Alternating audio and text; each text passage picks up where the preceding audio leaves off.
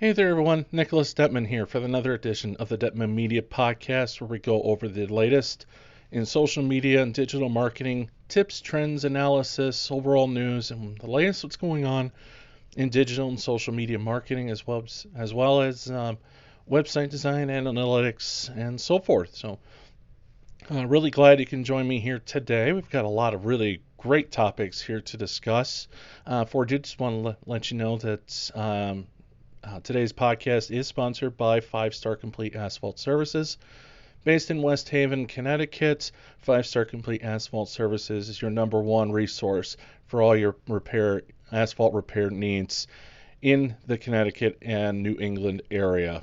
So visit them online at 5starasphalt.com. Again, 5starasphalt.com for 5 Star Complete Asphalt Services for the latest and your best resource for asphalt repair and asphalt needs. So, like I said, a lot of great topics here to discuss on today's Dettmann Media Podcast. If you haven't done so already, please feel free to go on over to my blog. That's nicholasdettmann.blogspot.com.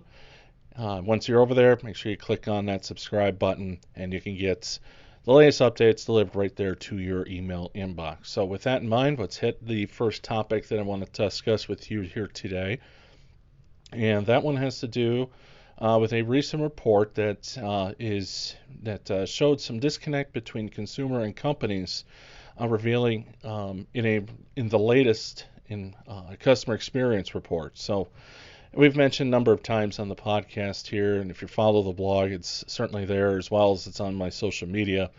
The push for data privacy and transparency is creating really a high quality user experience has really become more important than ever before, and that's going to be key in acquiring and retaining your customers. At the same time, it's also become more difficult, and one of the recommended ways to do that is to create content that is engaging, content that leads to a successful call to action, whatever that call to action is that you're trying to accomplish, whether it's a newsletter subscriber, a contact for setting up an appointment, buying an item, and so forth.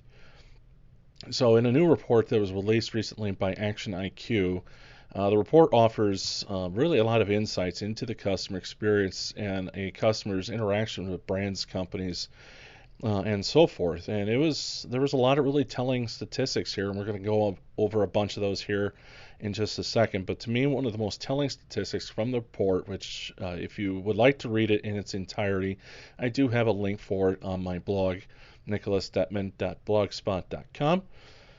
And one of those statistics is that more than 60% of brands believe they offer a positive customer experience. Well, consumers apparently disagree with that assessment, as only 20% believe they are having a positive customer experience, for a gap of about 40%. So in other words, the majority of brands are massively overrating their customer experience performance when compared to how consumers feel that they're getting out of their experience when they interact with a brand or company or organization. So within the report, it says, quote, "Such a substantial gap between what businesses perceive and what their customers describe indicates organizations across industries are not investing enough resources into the people, processes, and technologies required to provide a superior customer experience." That's the end quote. And again, going back to the fact that the big thing is customer engagement and creating relevant, engaging content. And right now, there seems to be a disconnect in what companies feel that they are providing to their consumers compared to what consumers believe they're getting out of it. So here are some other takeaways that were revealed in the report, and that's 55% of consumers say data protection is really kind of the important statistic when in talking about customer experience, and it's more so than any other customer experience characteristic. So this build on the value of the trust between the brand and the company has really become very, very important, and consumers want to believe that they can trust the brands in all aspects and be assured of timely delivery, transparency about their personal data, and so forth. Consumers also want convenience and reliability, and consumers also say that they want brands to be more understanding of their needs rather than knowing who they are. In the report did make a couple suggestions on how this can be accomplished. And like I said, the report offers a couple tips, and here's 4 of them from that report. And it says one was prioritize data protection, focus on real-time customer experience tools such as chatbots, anticipate customer needs, and avoid customer experience complacency. And I want to back up to the chatbots ones, and that's really kind of starting to grow quite a bit over these last several months, or even a couple years if you want to go back a little further. But now with, the ever-growing need for that customer to business interaction and almost that real-time interaction, chatbots are certainly going to become more and more important on websites. And I've had chances to dabble with chatbots, and so far they've really been, from what I've been able to take away from the interactions with customers that I've had through chatbots, has been effective. And there's a lot of different platforms like Tidio, Tidio, really I think offers a terrific opportunity and convenience for you to place it on your website. They have free options that you can put on your chatbots, as well as you can subscribe to more products and services. But certainly, if you haven't explored chatbots, I highly recommend that you do so. So the next topic we're going to talk about is Instagram. And Instagram made a slight change regarding its stories tool. So I want to touch on that here for you. And what Instagram has decided to do is they added a like feature for its stories, and is available to all users. Adam Mosseri, the head of Instagram, posted on his Twitter profile back on the 14th of February. He said, "Today we're rolling out Story Like, the ability to like any story you see on Instagram. So now you go through stories between send message and that little paper airplane, there will be a heart icon. And if you tap on it, it will send the author of that story a like, and that like will show up in the viewer sheet, but not in your direct DM or direct message thread with them. So you can do so without cluttering up messages. And the number of likes on a story will not be made public. It will only be seen, able to be seen by the creator." So this move now replicates really what kind of users can do already with TikTok videos, and whether this new feature will boost engagement is really kind of unknown in these early stages, but certainly that is the goal, is try to create not only more engagement within its stories, with its stories tool, then obviously when you start figuring reels as well, that's another possibility. But really the idea, and we've talked about this before, is just trying to maximize engagement, and really give the creators a sense of what they're creating, is if it's working or not. So, but also the reason for the change, according to Mosseri, was to improve the messaging capabilities between users and creators. So I've had a chance to work with it a little bit. It's kind of a neat little feature. So if you haven't had a chance to check it out, I suggest doing so. Next topic has to do with social media benchmarks, and that's obviously something we're always trying to figure out, is what's good, what's not, what's kind of that measuring stick, what are we trying, what's considered that good number. And we've always said that it's really kind of a hard number to measure, just because everything is so different from one company to the next on how people interact and what platforms they are.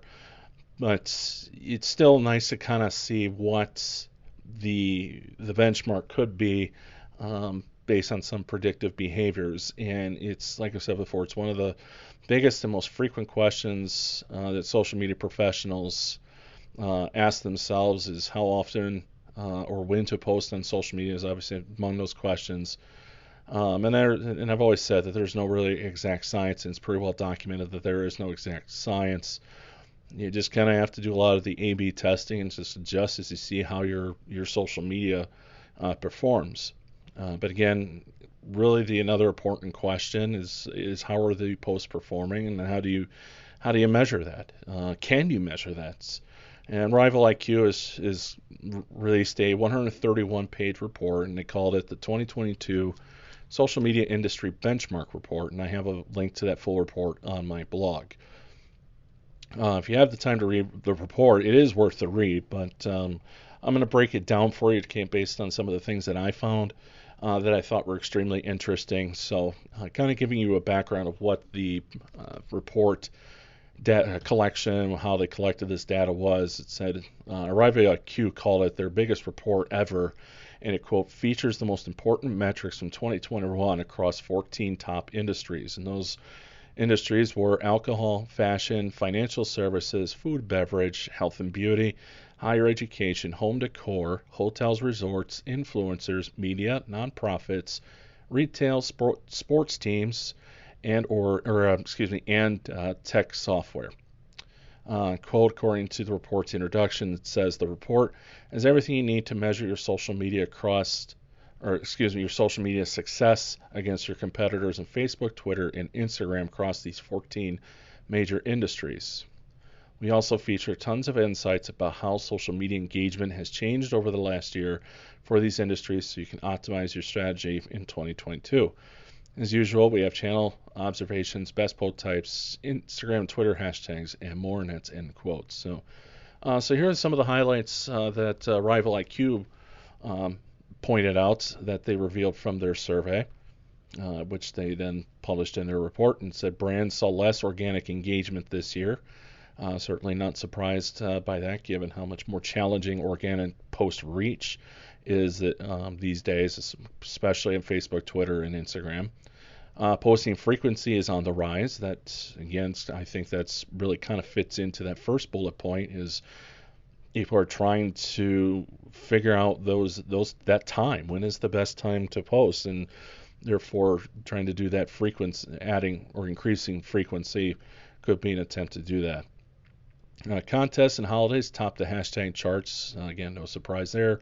Every brand should post carousels on Instagram, and then keep an eye on video. And we've said this last one a number of times, video, especially with the leadership that TikTok has shown as kind of being that measuring stick over these last almost now 2-3 years or so, has really put an emphasis on video, especially short form video.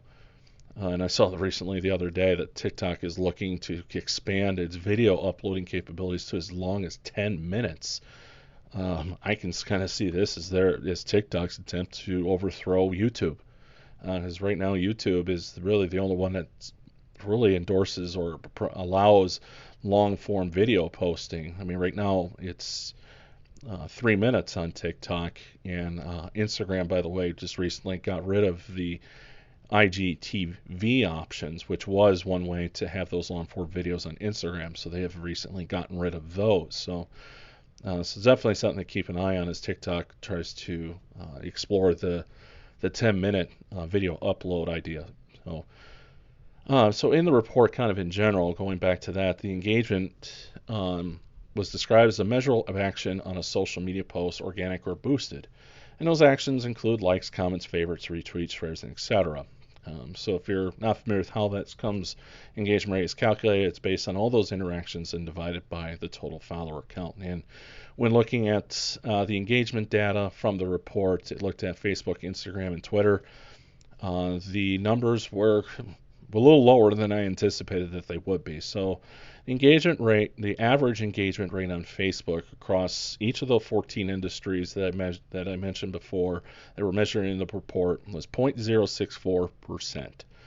For Instagram, it's 0.67%. So even still less than one person out of every 100 is engaging on Instagram. And that's significantly down. I believe it was 30% from the previous year. So Instagram has kind of struggled with its engagement over the last year or so, and the report and data is certainly showing that. And then lastly, for Twitter, that engagement rate is 0.037%. That's kind of the number I've always seen out there, even for the last couple of years. So it seems to be holding steady, but nonetheless, Twitter is still that very, very low engagement. And we've talked about this a number of times before. It's just a big reason for it's just because of how cluttered and crowded the platform is. I mean, the shelf life for posts are so much shorter than what they are for any other social media platform. So it's not really surprising that engagement, nonetheless organic engagement, is so low on Twitter. And then I want to move into one more topic here. I normally usually try to cover 3 per podcast, but this one I felt like was one that we needed to get out there before we wrap up here today. And it's really the best practices for calls to action. As we've noted already here today, and in other blogs and social media, is that trying to create that more engagement in hopes of enhancing your call to action results. And with all these changes of online privacy, mail privacy protection, it's just a greater emphasis is going to be made and needed to be made on engagements for the web, especially within emails. Just a quick crash course. If you're not familiar with Apple's mail privacy protection tool, simply it's a tool that'll mask your computer's identifiers such as an IP address and location. The purpose of this is really to protect consumers from having their data tracked without their permission or knowledge. And I have a link that kind of describes more in detail how that tool works and how that and how that's going to likely influence really just in general digital marketing, especially if you plan to use a lot of email. So one of the biggest points of emphasis in trying to get more of out of your investment in online and email marketing strategies is to put a greater value on clicks or your call to action buttons. And Red Website Design, a digital marketing company that's based out of the UK, showcased 9 recommendations to help marketers increase website email calls to actions. And those 9 bullet points were: keep your CTAs brief, you create urgency, try reverse psychology, personalize your CTAs, use responsive design, utilize contrasting colors and white space, make your call to actions in a button, double check your landing pages, and then test and refine. And you can read more about those tips, plus a good infographic about those tips with a link that is on my blog. So that wraps up today's episode. Really appreciate the opportunity to chat with you about the latest in social media and digital marketing.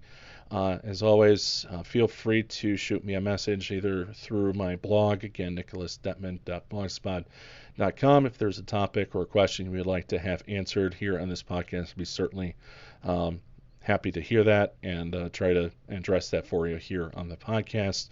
And you can also follow me or reach out to me via social media as well. So really, again, thanks a bunch for listening today. That wraps up today's episode. Until next time, hope everybody has a safe and pleasant day. We'll talk to you again soon. Bye-bye.